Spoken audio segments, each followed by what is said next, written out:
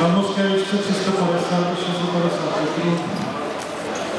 Pěstujeme obilí na těch 110 hektarech, 40 hektarech kukuřici, 20 hektarech nějaký kolotral, zbytek NDP 4600 hektarů.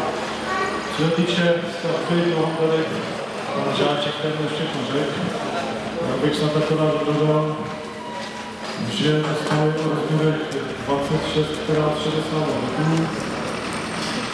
Na ty severovýchodní části stáje se nachází hlediště v rozměrech 18x19 metrů s kapacitou 1000 tun.